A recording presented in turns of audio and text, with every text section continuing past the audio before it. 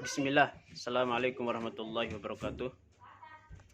Alhamdulillah wassalatu wassalamu ala Rasulillah wa ala alihi wa ashabihi wa man tabi'ahum bi ihsan ila yaumiddin. Amma ba'd. Alhamdulillahilladzi bi ni'matihi tatimmus sholihat. Anak-anak soleh sekalian, barakallahu fikum wa zadakumullahu ilman wa hirsan. Anak-anak soleh sekalian, pada kesempatan ini kita melanjutkan pembahasan kita pelajaran Sirah Nabawiyah. Kita masih pada pembahasan tentang Khalifah Utsman bin Affan. Di bagian C, akhir hayat Khalifah Utsman bin Affan atau wafatnya Khalifah Utsman bin Affan. Di akhir masa jabatannya, Khalifah Utsman bin Affan mendapatkan cobaan yang begitu berat.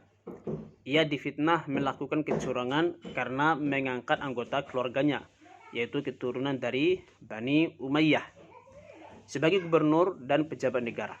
Keadaan ini dimanfaatkan oleh orang yang dengki terhadap Islam. Salah satunya adalah Abdullah bin Sabah. Ya, jadi di akhir Khalifah Utsman bin Affan ini beliau mendapatkan cobaan yang begitu berat sekali. Ya.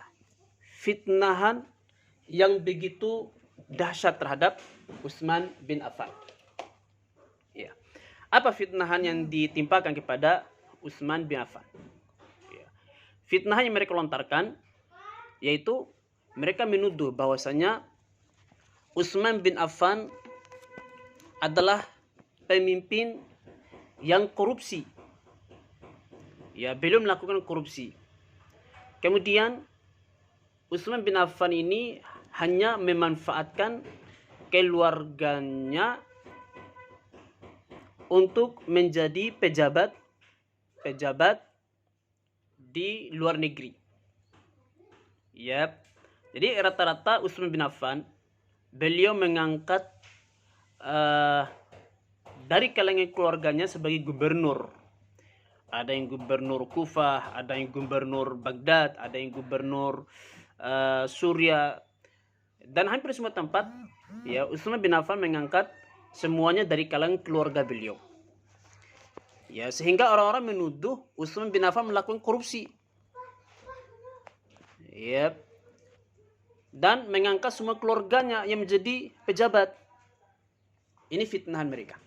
Memang anak-anak soleh sekalian, memang benar Utsman bin Affan mengangkat dari kalangan keluarga beliau Bani Umayyah itu sebagai pejabat-pejabat.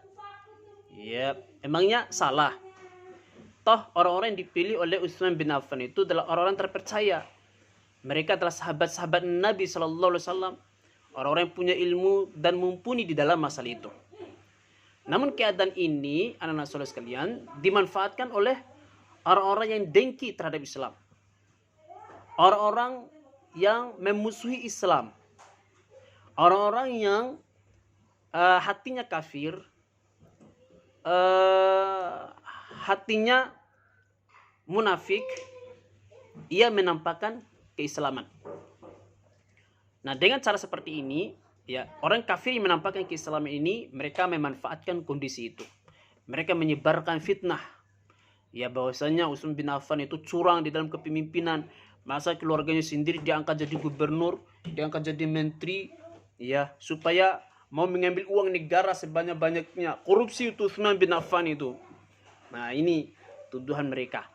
Nah, orang yang paling keras menghembuskan fitnah pada waktu itu adalah seorang yang bernama Abdullah bin Sabah.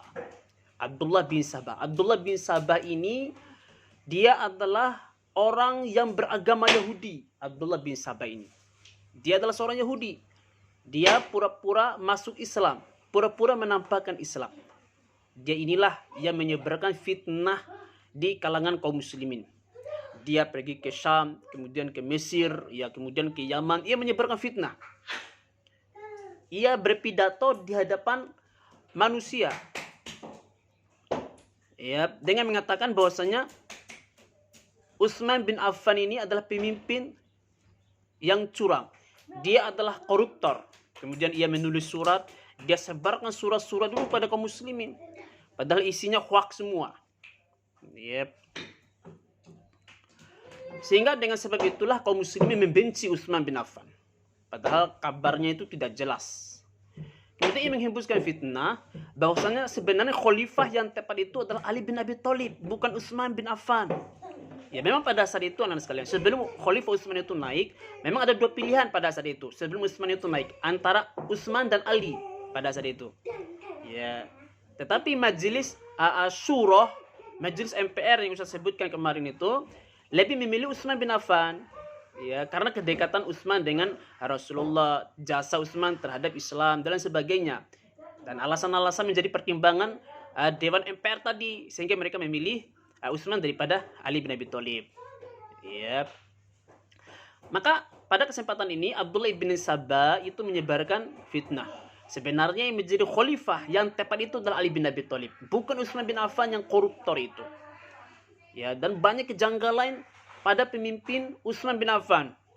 Disebutkan berita-berita hoax, berita-berita yang tersebar yang tidak benar.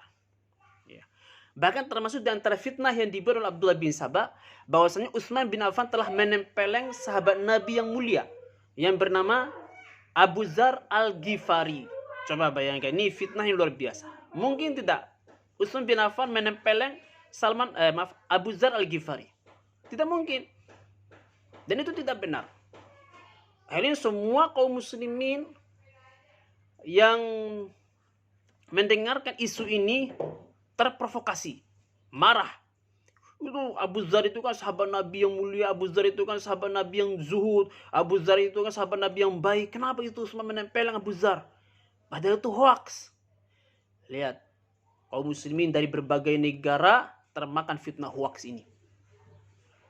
Ya, dan kaum muslimin percaya. Ya. Awalnya Abdullah bin Sabah menyebarkan hausutan itu di Hijaz.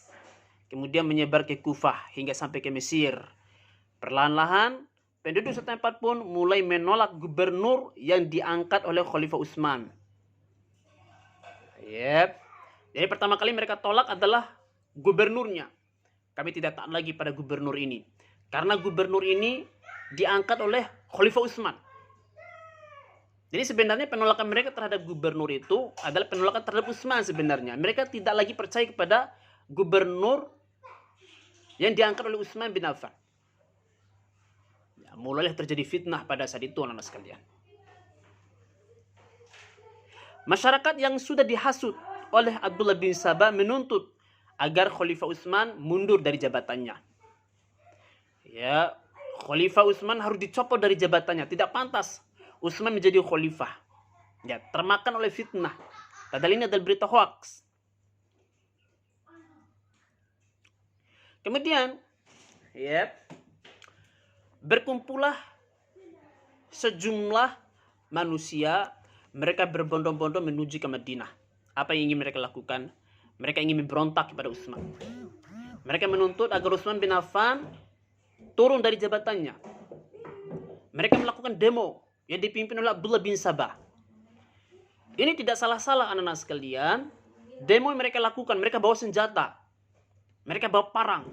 Mereka menuntut Utsman bin Affan harus copot dari jabatannya. Mereka langsung pergi ke Madinah. Ya, langsung pergi ke Madinah. Langsung menyerang rumahnya Utsman bin Affan.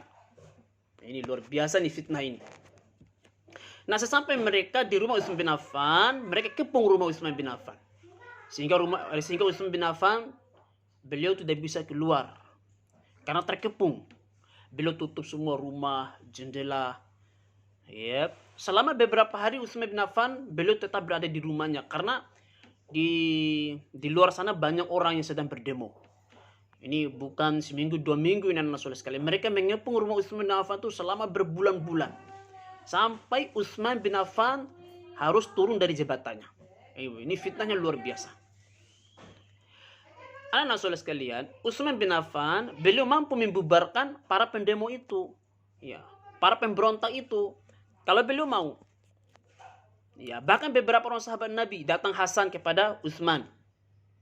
Wahai Utsman, perintahkan kepada kami untuk mengusir para pendemo itu. Oh, jangan. Datang lagi Abu Hurairah. Wahai Utsman, bukankah engkau adalah seorang khalifah? Kamu punya pasukan, perintahkan kepada kami.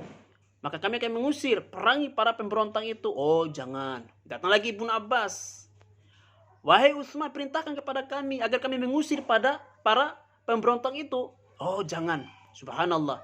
Kenapa Utsman bin Affan tidak memerintahkan kepada pengawalnya, kepada para prajuritnya untuk mengusir para pemberontak itu?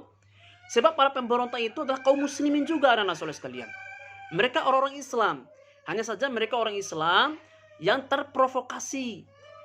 Utsman bin Affan tidak ingin mengerahkan semua pasukan-pasukan yang ada di Madinah, mengusir para pemberontak itu, kemudian terjadi peperangan.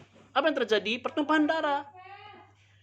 Kaum muslim yang ada di Madinah tertumpah darahnya, mereka juga para pemberontak tertumpah darahnya, sama-sama Islam. Itu tidak diinginkan oleh Utsman bin Affan. Itu tidak diinginkan oleh Utsman bin Affan. Dan Utsman bin Affan tetap bertahan di dalam rumahnya.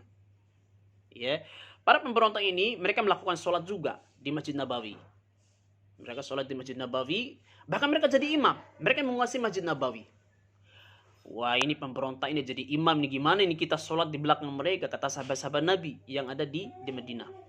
Lalu mereka datang ke rumahnya Utsman, bertanya, wahai khalifah, gimana hukumnya kami sholat di belakang para pemberontak itu, tukang-tukang fitnah itu, kata sahabat. Ya tidak apa-apa, sholat aja di belakang mereka, mereka juga Islam kok. Keburukan mereka itu amalan mereka, kebaikan kalian itu amalan kalian, tidak ada pengaruhnya, kata Utsman bin Affan. Nah, selama beberapa hari para pemberontak ini menguasai Masjid Nabawi, mereka sholat dan mereka menjadi imam. Nah, para sahabat ikut. Kemudian pada suatu ketika, anak-anak soleh sekalian, Utsman bin Affan, beliau memerintahkan kepada para pembantu yang ada di rumah, siapa yang mau pulang, silakan pulang. Saya izinkan dia pulang. Bahkan ada budaknya juga. Siapa yang ingin merdeka, silakan dia merdeka, bebas. Semua pembantu, budak-budak yang ada di rumah Utsman bin Affan disuruh pulang sama Utsman bin Affan. Semuanya pulang. Biarkan saya sendiri bersama istri saya di dalam rumah. Dan Utsman bin Affan ini, anak-anak soleh sekalian, terkepung bersama istrinya selama beberapa hari lamanya. Sampai suatu ketika, anak-anak soleh sekalian, Utsman bin Affan, di suatu hari beliau sedang berpuasa dan membaca Al-Quran di dalam kamarnya. Tiba-tiba seorang pemberontak naik di atas atapnya Utsman bin Affan, menerobos ke atas. Kemudian loncat masuk ke dalam rumah Utsman bin Affan dan dia pun menggorok Utsman bin Affan. Sehingga Utsman bin Affan pun beliau wafat. Kesimpan darah. Darahnya pun berceceran di lantai dan membasahi kitabullah, membasahi mushaf. Istrinya Utsman bin Affan menyaksikan kejadian itu. Ia datang berusaha untuk melarai peristiwa itu. Kemudian si pemberontak itu pun dia menebas istrinya Utsman bin Affan. Kemudian istrinya Utsman bin Affan menangkis dari tebasan itu dan tangannya pun terputus. Pada saat kejadian itu, anak sekalian, Utsman bin Affan pun beliau wafat dan dikuburkan di Baqi. Inilah kisah akhir, kisah tragis akhir hayat daripada Utsman bin Affan. Wallahu taala a'lam.